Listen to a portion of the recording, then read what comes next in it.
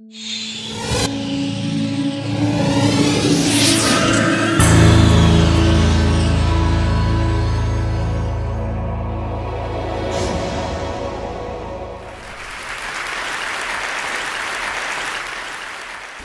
do you explain when things don't go as we assume? Or better, how do you explain when others are able to achieve things that seem to defy all of the assumptions? For example, why is Apple so innovative? Year after year after year after year, they're more innovative than all their competition. And yet, they're just a computer company. They're just like everyone else. They have the same access to the same talent, the same agencies, the same consultants, the same media. Then why is it that they seem to have something different? Why is it that Martin Luther King led the civil rights movement? He wasn't the only man who suffered in a pre-civil rights America, and he certainly wasn't the only great orator of the day. Why him? And why is it that the Wright brothers were able to figure out controlled powered manned flight when there were certainly other teams who were better qualified, better funded, and they didn't achieve powered manned flight, and the Wright brothers beat them to it? There's something else at play here. About 3.5 years ago, I made a discovery, and this discovery profoundly changed my view on how I thought the world worked, and it even profoundly changed the way in which I operate in it. As it turns out, there's a pattern. As it turns out, all the great and inspiring leaders and organizations in the world, whether it's Apple or Martin Luther King or the Wright brothers, they all think, act, and communicate the exact same way, and it's the complete opposite to everyone else. All I did was codify it. And it's probably the world's simplest idea. I call it the golden circle.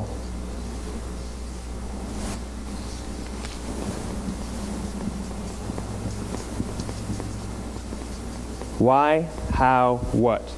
This little idea explains why some organizations and some leaders are able to inspire where others aren't. Let me define the terms really quickly.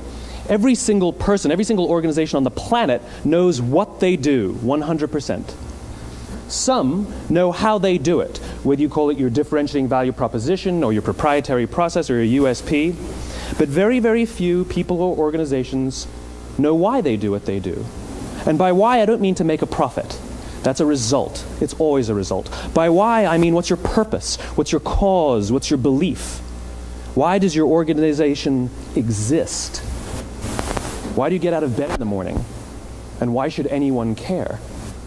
Well, as a result, the way we think, the way we act, the way we communicate is from the outside in. It's obvious. We go from the clearest thing to the fuzziest thing. But the inspired leaders and the inspired organizations, regardless of their size, regardless of their industry, all think, act, and communicate from the inside out. Let me give you an example. I use Apple because they're easy to understand and everybody gets it.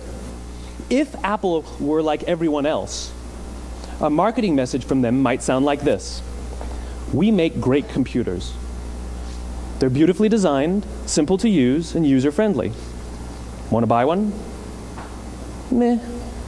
And that's how most of us communicate. That's how most marketing is done, that's how most sales is done, and that's how most of us communicate interpersonally. We say what we do, we say how we're different or how we're better, and we expect some sort of behavior, a purchase, a vote, something like that.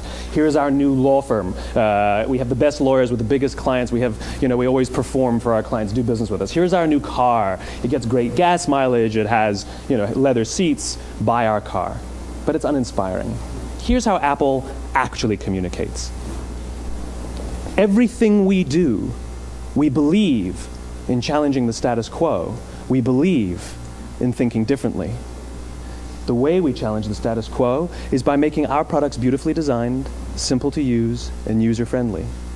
We just happen to make great computers. Want to buy one? Totally different, right? You're ready to buy a computer from me. All I did was reverse the order of the information. What it proves to us is that people don't buy what you do, people buy why you do it. People don't buy what you do, they buy why you do it. This explains why every single person in this room is perfectly comfortable buying a computer from Apple. But we're also perfectly comfortable buying an MP3 player from Apple, or a phone from Apple, or a DVR from Apple. But as I said before, Apple's just a computer company. There's nothing that distinguishes them structurally from any of their competitors. Their competitors are all equally qualified to make all of these products. In fact, they tried. A few years ago, Gateway came out with flat screen TVs.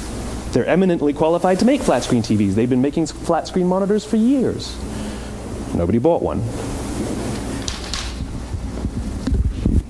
And Dell came out with MP3 players and PDAs. And they make great quality products, and they can make perfectly well-designed products, and nobody bought one. In fact, talking about it now, we can't even imagine buying an MP3 player from Dell. Why would you buy an MP3 player from a computer company? But we do it every day. People don't buy what you do, they buy why you do it. The goal is not to do business with everybody who needs what you have. The goal is to do business with people who believe what you believe. Here's the best part. None of what I'm telling you is my opinion. It's all grounded in the tenets of biology, not psychology, biology. If you look at a cross-section of the human brain, looking from the top down, what you see is the human brain is actually broken into three major components that correlate perfectly with the golden circle. Our newest brain, our Homo sapien brain, our neocortex, corresponds with the what level. The neocortex is responsible for all of our rational and analytical thought and language. The middle two sections make up our limbic brains, and our limbic brains are responsible for all of our feelings, like trust and loyalty. It's also responsible for all human behavior, all decision-making, and it has no capacity for language. In other words, when we communicate from the outside in, yes, people can understand vast amounts of complicated information like features and benefits and facts and figures. It just doesn't drive behavior. When we communicate from the inside out, we're talking directly to the part of the brain that controls behavior, and then we allow people to rationalize it with the tangible things we say and do. This is where gut decisions come from. You know, sometimes you can give somebody all the facts and your figures, and they say, I know what all the facts and details say, but it just doesn't feel right. Why would we use that verb? It doesn't feel right. Because the part of the brain that controls decision-making doesn't control language. And the best we can muster up is, I don't know, it just doesn't feel right. Or sometimes you say you're leading with your heart or you're leading with your soul. Well, I hate to break it to you, those aren't other body parts controlling your behavior. It's all happening here in your limbic brain, the part of the brain that controls decision-making and not language. But if you don't know why you do what you do, and people respond to why you do what you do, then how will you ever get people to vote for you or buy something from you, or more importantly, be loyal and want to be a part of what it is that you do? Again, the goal is not just to sell people who need what you have. The goal is to sell to people who believe what you believe. The goal is not just to hire people who need a job. It's to hire people who believe what you believe. I always say that, you know, there's if you hire people just because they can do a job, they'll work for your money. But if you hire people who believe what you believe, they work for you with blood and sweat and tears. And nowhere else is there a better example of this than with the Wright brothers. Most people don't know about Samuel Pierpont Langley. And back in the early 20th century, the pursuit of powered man flight was like the dot-com of the day. Everybody was trying it. And Samuel Pierpont Langley had what we assume to be the recipe for success. I mean, even now, you ask people, why did your product or why did your company fail? And people always give you the same permutation of the same three things. Undercapitalized, the wrong people, bad market conditions. It's always the same three things. So let's explore that. Samuel Pierpont Langley was given $50,000 by the War Department to figure out this flying machine. Money was no problem. He held a seat at Harvard and worked at the Smithsonian and was extremely well connected. He knew all the big minds of the day. He hired the best minds money could find, and the market conditions were fantastic. The New York Times followed him around everywhere, and everyone was rooting for Langley. And how come we've never heard of Samuel Pierpont Langley? A few hundred miles away in Dayton, Ohio, Orville and Wilbur Wright. They had none of what we consider to be the recipe for success. They had no money. They paid for their dream with the proceeds from their bicycle shop. Not a single person on the Wright brothers' team had a college education, not even Orville or Wilbur. And the New York Times followed them around nowhere.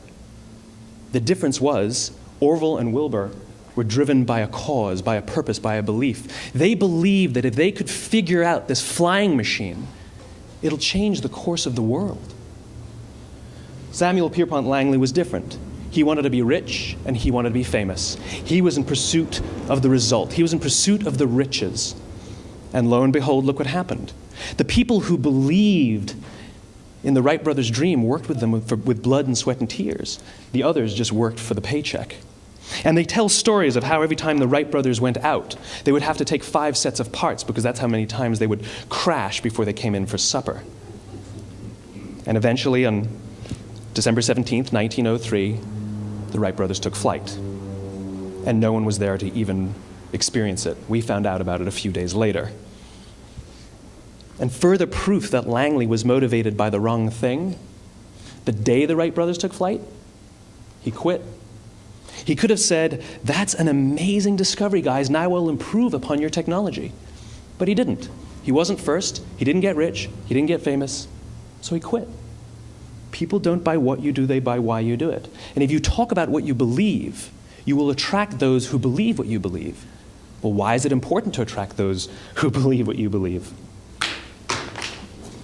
Something called the law of diffusion of innovation. And if you don't know the law, you definitely know the terminology. The first 2.5% of our population are our innovators. The next 13.5% of our population are our early adopters. The next 34% are your early majority, your late majority, and your laggards. The only reason these people buy touch-tone phones is because you can't buy rotary phones anymore. We all sit at various places at various times on the scale, but what the law of diffusion of innovation tells us is that if you want mass market success or mass market acceptance of an idea, you cannot have it until you achieve this tipping point between 15 and 18% market penetration, and then the system tips. And I love asking businesses, what's your conversion on new business? And they love to tell you, oh, it's about 10% proudly. Well, you can trip over 10% of the customers. We all have about 10% who just get it. That's how we describe them, right? That's like that gut feeling, oh, they just get it. The problem is, how do you find the ones that just get it before you're doing business with them versus the ones who don't get it? So it's this here, this little gap, that you have to close, as Geoffrey Moore calls it, crossing the chasm. Because you see, the early majority will not try something until someone else has tried it first. And these guys, the innovators and the early adopters, they're comfortable making those gut decisions. They're more comfortable making those intuitive decisions that are driven by what they believe about the world and not just what product is available. These are the people who stood online for 6 hours to buy an iPhone when they first came out, when you could have just walked into the store the next week and bought one off the shelf. These are the people who spent $40,000 on flat-screen TVs when they first came out, even though the technology was substandard. And by the way, they didn't do it because the technology was so great. They did it for themselves. It's because they wanted to be first. People don't buy what you do, they buy why you do it. And what you do simply proves what you believe. In fact, people will do the things that prove what they believe. The reason that person bought the iPhone in the first 6 hours, or stood in line for 6 hours, was because of what they believed about the world and how they wanted everybody to see them. They were first. People don't buy what you do, they buy why you do it. So let me give you a famous example, a famous failure and a famous success of the law of diffusion of innovation. First, the famous failure. It's a commercial example. As we said before a second ago, the recipe for success is money and the right people and the right marketing conditions, right? You should have success then. Look at TiVo. From the time TiVo came out about 8 or 9 years ago to this current day, they are the single highest quality product on the market. Hands down, there is no dispute. They were extremely well funded. Market conditions were fantastic. I mean, we use TiVo as a verb. I TiVo stuff on my piece of junk Time Warner DVR all the time. But TiVo is a commercial failure. They've never made money. And when they went IPO, their stock was at about $30 or $40 and then plummeted, and it's never traded above 10. In fact, I don't think it's even traded above 6, except for a couple of little spikes. Because you see, when TiVo launched their product, they told us all what they had. They said, we have a product that pauses live TV, skips commercials, rewinds live TV, and memorizes your viewing habits without you even asking. And the cynical majority said, we don't believe you, we don't need it, we don't like it, you're scaring us. What if they had said, if you're the kind of person who likes to have total control over every aspect of your life, boy, do we have a product for you. It pauses live TV, skips commercials, memorizes your viewing habits, etc., etc. People don't buy what you do, they buy why you do it, and what you do simply serves as the proof of what you believe. Now let me give you a successful example of the law of diffusion of innovation. In the summer of 1963, 250,000 people showed up on the Mall in Washington to hear Dr. King speak. They sent out no invitations, and there was no website to check the date. How do you do that? Well, Dr. King wasn't the only man in America who was a great orator. He wasn't the only man in America who suffered in a pre-civil rights America. In fact, some of his ideas were bad, but he had a gift. He didn't go around telling people what needed to change in America. He went around and told people what he believed. I believe, I believe, I believe, he told people. And people who believed what he believed took his cause and they made it their own, and they told people. And some of those people created structures to get the word out to even more people. And lo and behold, 250,000 people showed up on the right day, on the right time to hear him speak. How many of them showed up for him? 0. They showed up for themselves. It's what they believed about America that got them to travel on a bus for 8 hours to stand in the sun in Washington in the middle of August. It's what they believed, and it wasn't about black versus white. 25% of the audience was white. Dr. King believed that there are 2 types of laws in this world, those that are made by a higher authority and those that are made by man. And not until all the laws that are made by man are consistent with the laws that are made by the higher authority will we live in a just world. It just so happens that the civil rights movement was the perfect thing to help him bring his cause to life.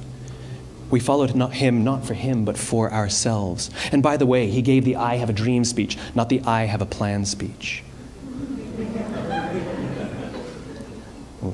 Listen to politicians now with their comprehensive 12-point plans. They're not inspiring anybody.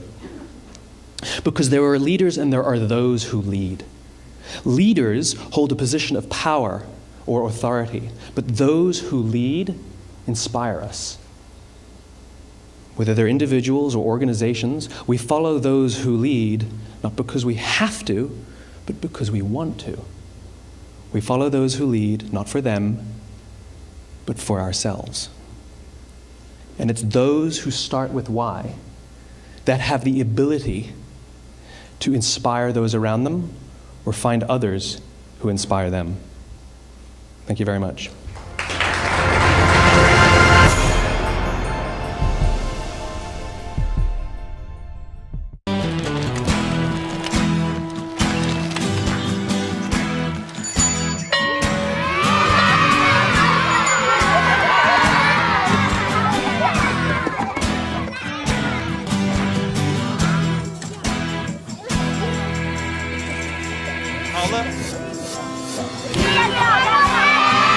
Sharing. That's video on the Human Network. Siska, welcome to the Human Network.